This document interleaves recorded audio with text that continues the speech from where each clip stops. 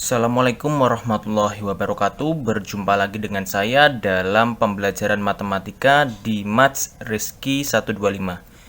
Nah, sebelum kita masuk ke pembahasan, silakan kalian subscribe terlebih dahulu channel ini, like dan share video ini apabila kalian anggap video ini bisa memberikan manfaat untuk orang banyak. Seperti itu. Nah, seperti yang bisa kalian baca, jadi pada video kali ini kita akan membahas satu materi, yaitu tentang bagaimana cara untuk menentukan penyelesaian dari pertidaksamaan pecahan. Seperti itu. Nah, seperti apa pembahasannya? Kita langsung masuk pada lembar berikutnya. Saya ganti terlebih dahulu. Nah, seperti yang bisa kalian baca, jadi untuk menentukan penyelesaian dari pertidaksamaan pecahan, ada beberapa langkah yang harus kalian lakukan.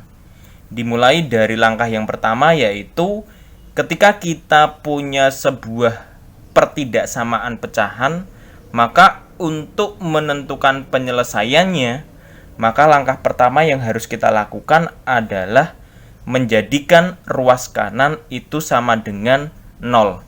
Jadi seperti ini. Ketika kita punya sebuah pertidaksamaan pecahan, di mana pada bagian kanannya itu terdapat sebuah bentuk aljabar, maka bentuk aljabar yang terletak di ruas kanan itu, kita pindah ke bagian kiri. Sehingga pada bagian kanannya itu tidak ada bentuk aljabar apapun. Itu berarti di sebelah kanan atau di ruas kanan itu dia sama dengan 0. Nah, setelah kita buat ruas kanannya itu sama dengan 0, maka langkah selanjutnya adalah kita sederhanakan bentuk ruas kirinya, sehingga di ruas kiri itu hanya memuat sebuah pecahan. Seperti itu. Jadi kita melakukan penyederhanaan di ruas kiri, sehingga nanti di ruas kiri dia hanya memuat sebuah pecahan saja, satu bentuk pecahan saja. Nah, setelah kita dapati satu bentuk pecahan di ruas kiri, maka langkah selanjutnya atau langkah ketiga adalah kita tentukan harga 0, pembilang dan penyebutnya. Nah, maksudnya apa? Jadi pembilang dan penyebut nanti kita tentukan nilai X-nya. Itu berarti kita menentukan harga 0 untuk pembilang dan penyebut. Caranya bagaimana? Nanti akan kita bahas pada contoh soal. Seperti itu. Nah, setelah kita dapati nilai X di pembilang dan penyebut, maka kita langsung masuk ke langkah keempat. Jadi kita letakkan nilai X yang kita dapati tadi, baik itu di pembilang dan penyebut, pada garis bilangan. Jadi nanti di langkah keempat kita akan diminta untuk menggambarkan garis bilangan. Setelah itu kita letakkan nilai X yang kita dapati pada garis bilangan itu. Nah, setelah kita dapati bentuk itu, maka kita akan membuat atau menjadikan beberapa bagian. Jadi berdasarkan nilai X tadi, kita akan membagi garis bilangan itu menjadi beberapa bagian. Karena di sini ada pembilang dan penyebut, kemungkinannya garis bilangan ini nanti akan kita bagi menjadi 3 bagian, seperti itu. Nah, setelah kita dapati masing-masing bagian, langkah selanjutnya adalah kita tentukan tanda pada masing-masing bagian tadi yang ada di garis bilangan yang kita miliki. Maksudnya tanda itu apa? Maksudnya adalah kita tentukan apakah bagian itu dia bernilai positif atau negatif. Seperti itu. Nah, setelah kita ketahui nilai tandanya, barulah kita tentukan penyelesaiannya. Seperti itu. Nah, untuk lebih jelasnya, maka kita akan langsung masuk pada contoh soal yang pertama. Jadi agar kalian lebih paham terkait langkah-langkah ini, kita akan langsung masuk pada pembahasan contoh soal yang pertama. Saya ganti terlebih dahulu. Oke. Terlihat ya. Nah, seperti yang bisa kalian baca, jadi untuk contoh soal yang pertama, bunyinya adalah tentukan penyelesaian dari pertidaksamaan. Jelas pertidaksamaannya adalah pertidaksamaan pecahan, yaitu X ditambah 5 per 3X dikurangi 6 lebih dari atau sama dengan 0. Seperti ini. Oke, untuk mempermudah dalam menyelesaikan, bentuk pertidaksamaan ini saya tulis terlebih dahulu. Jadi di sini kita punya bentuk pertidaksamaannya adalah X ditambah 5 per 3X dikurangi 6 lebih dari atau sama dengan 0. Seperti ini ya. Nah, kalau sesuai dengan langkah-langkah yang kita miliki, maka langkah pertama yang harus kita lakukan adalah menjadikan ruas kanan itu kan sama dengan 0. Tapi di sini, pada bentuk pertidaksamaan pecahan ini, ruas kanannya dia sudah sama dengan 0. Maka langkah pertama tadi tidak perlu kita lakukan. Gitu ya. Kemudian langkah keduanya, sesuai dengan yang kita miliki tadi, langkah keduanya adalah menyederhanakan bentuk ruas kiri ini sehingga menjadi hanya memiliki sebuah pecahan saja, satu bentuk pecahan saja. Nah, seperti yang bisa kalian lihat juga, pada bentuk pertidaksamaan ini, pada ruas kiri, dia hanya memiliki satu bentuk pecahan. Jadi langkah kedua juga sudah terpenuhi. Maka dari itu kita langsung masuk pada langkah ketiga. Masih ingat langkah ketiga apa? Langkah ketiga adalah kita menentukan harga 0, baik itu untuk pembilang dan juga penyebut. Caranya bagaimana? Caranya adalah pada masing-masing bagian, berarti baik itu di pembilang ataupun penyebut, kita cari nilai X-nya dengan cara apa? Masing-masing kita buat sama dengan 0. Seperti itu. Oke, kita mulai dari harga 0. Saya tulis di sini terlebih dahulu. Harga 0. Yang pertama adalah untuk bagian pembilang. Nah, di sini kita ketahui bahwa pada pecahan ini yang menjadi pembilang adalah X ditambah 5. Sehingga tinggal kita tulis X ditambah 5 itu sama dengan 0. Seperti ini. Setelah kita dapati bentuk aljabar ini atau persamaan ini, tinggal kita cari nilai X-nya. Berarti kita punya, karena yang kita inginkan adalah nilai X, berarti plus 5 ini tinggal kita pindah ruas. Sehingga kita punya X sama dengan 0 plus 5 pindah ke belakang jadinya min 5. Sehingga kita punya X-nya sama dengan min 5. Oke, berarti kita punya nilai X di pembilang itu sama dengan min 5. Nah, sekarang kita cari harga 0 untuk yang penyebut. Oke, saya tulis dulu, berarti di sini kita tulis penyebut. Nah, pada bentuk pecahan ini yang menjadi penyebut adalah 3X dikurangi 6 ya. Berarti tinggal kita tulis 3X dikurangi 6 sama, berarti kita buat sama dengan 0. Karena yang kita inginkan adalah nilai X-nya, berarti setiap bilangan yang ada di bagian depan kita pindah ke belakang. Dimulai dari bilangan yang tidak melekat pada variabel. Berarti min 6 dulu yang kita pindah ke belakang. Karena min 6 kita pindah ke belakang, yang ada di depan hanya 3X. 3X berarti sama dengan 0 kita tulis dulu, min 6 kita pindah ruas jadi plus 6. Seperti itu. Berarti kita punya 3X sama dengan 6. Apakah selesai sampai sini? Belum, karena yang kita inginkan adalah nilai X-nya. Nah, berarti tinggal kita cari X itu sama dengan, karena 3 kita pindah, 3X itu kan 3 kali X. 3 kali kita pindah jadi bagi. Berarti 6 dibagi 3. Sehingga kita punya X-nya itu sama dengan 2. Seperti itu.